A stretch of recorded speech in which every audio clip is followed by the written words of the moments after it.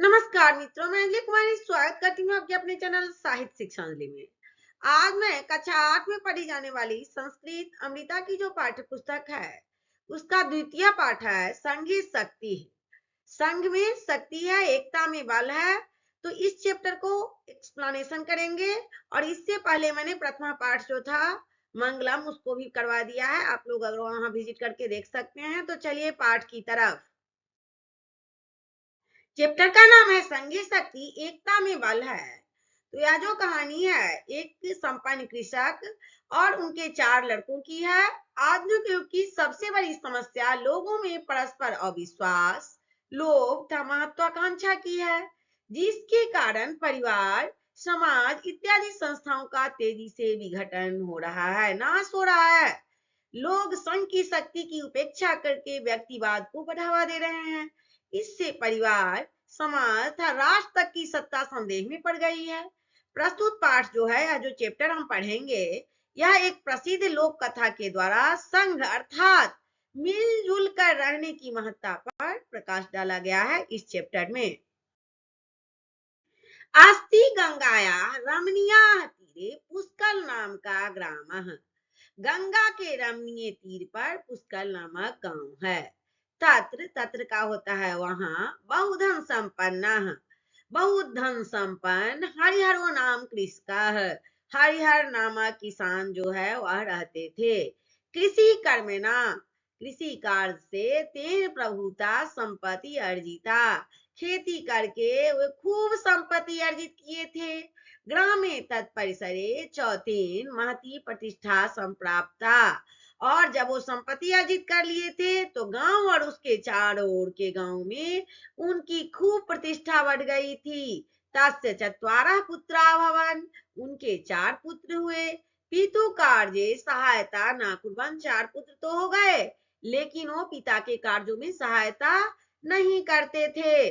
प्रत्युत परस्पर नित्यं कलहयन्ते, और किसी न किसी कारणवश परस्पर आपस में सब झगड़ा करते रहते थे। एक कथ्यति, एक कहता था, त्वामे पिता अधिकं मन्यते, तुमको पिता अधिक मानते हैं, अधिक दुलार करते हैं। तुमेव तस्य विपुलांग संपत्ति प्राप्यसि, और उनके अर्जित किए हुए संपत्ति को तुम ही प्राप्त करोगे। अपरः वदति, दूसरा कहता था, त्वमेव अतीव अलसः, तुम बहुत आलसी हो। कदापि किमपि हितकरम उपयोगी कार्य न करोसि, कभी भी कोई हितकर कार्य नहीं किया करते हो। तृतीय, तीसरा जो था, तथा विद्या धनस्य निंदा करोति, और तीसरा जो था ना, वह हमेशा विद्या की निंदा ही किया करता था। चतुर्थ, चौथे की बारी है। तो चतुर्थ, विद्या अध्ययनाय पितु धन याचनां करोति, तदा तृतीय पितरंग वार्यते। चतुर्थ जो था, चौथा जो था, वह विद्या अध्ययन के लिए पिता से धन मांगता था, धन की याचना करता था। लेकिन तृतीय जो है, तीसरा बेटा जो था, वो अपने पिताजी को कहता था कि पिताजी मत दीजिए, रोकता था। समाश्रित्य चतुर्षु भ्रातृषु कलह प्रवर्तते स्म, इस प्रकार किसी न किसी कारण से चारों भाइयों में जो था कोलाहल होते रहता था, झगड़ा होते रहता था।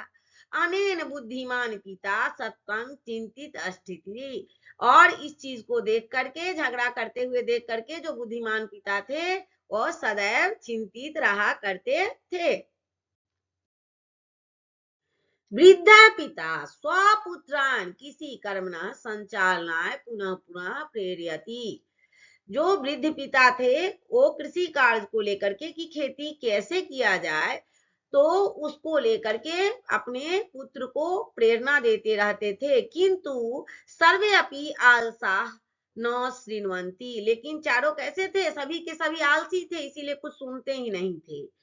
एकदा सह कार्य रोगेन ग्रस्त सज्जास्नो जाता, एक बार उनके जो पिता थे किसी कारण से रोगग्रस्त हो गए और सज्जा पर, बिछावन पर इतना रोगग्रस्त हो गए कि वो बिछावन पकड़ लिए। कलहामानेषु पुत्रेषु संगबद्धताया महत्वस्य बोधनाय उपाय मचिंत्यत, उसके बाद जब वो बिछावन पकड़ लिए तो वह झगड़ते हुए पुत्रों को एकता का महत्व समझाने का उपाय सोचा कि अब हम एकता का महत्व समझा देते हैं। सर्वानपि पुत्रानाहुय स एकस्मै सुबुद्धं दंड चतुष्टयं दत्त्वा प्राहं त्वमेनं भंज्य। एक बार क्या हुआ, जब वो पुत्र को समझाने के लिए गए तो वो क्या किए कि किसी भी प्रकार से अपने पुत्रों को बुलाया और 4 डंडा जो एक जगह कस करके बांध दिया डंडा को, और उनको उठाकर को पुत्रों को दे करके बोला तुम इसको क्या करो, तोड़ दो, एक डंडा को तोड़ो। स कथमपि भक्तुं नाशोकत तथा अपरा पुत्र तथैव आदिष्टः। अब चारों डंडा तो एक तरफ कस के बंधा हुआ था, इसी प्रकार किसी भी प्रकार से वह तोड़ा नहीं जा सका। इसके बाद दूसरे पुत्र को उसी प्रकार आदेश दिया, एक पुत्र को नहीं टूटा तो दूसरे पुत्र को भी आदेश दिया कि इस चारों को तोड़ो। तदा वृद्धा पिता दंत चतुष्टयं निर्वर्ध्य एकं दंडम एकस्मै पुत्राय दत्तवान। उसके बाद जो वृद्ध पिता थे एक एक डंडे को क्या किया, खोल करके एक एक डंडा एक एक पुत्रों को दे दिया। किंचित तंग दंडं तोड़ितं पुनः आदिष्टवान। और फिर उसने उस डंडे को तोड़ने का आदेश दिया। सर्वे पुत्रा स्व स्व हस्तं दंडं भक्तुं समर्था जाता। अब सबके हाथ में एक एक डंडा था, तो सभी पुत्र अपने अपने हाथ का डंडा तोड़ने में क्या हो गए, समर्थ हो गए, सफल हो गए, वो तोड़ सके। तदा पिता कथितवान, जब वह सफल हो गए तब पिता ने कहा, क्या कहा पिता ने, पुत्रा पुत्रों यदि युवां पृथक पृथक तिष्ठथ तदा कश्चिन् शत्रु युष्मान् एकैकान् विनाश्यस्यति। यदि तुम सब अलग अलग रहोगे तो कोई भी शत्रु तुम सबको एक एक करके विनाश कर सकता है, तुम लोग को क्षति पहुंचा सकता है। ऐसा किसने कहा, तो पिता ने कहा। किसको कहा, तो पुत्र को कहा।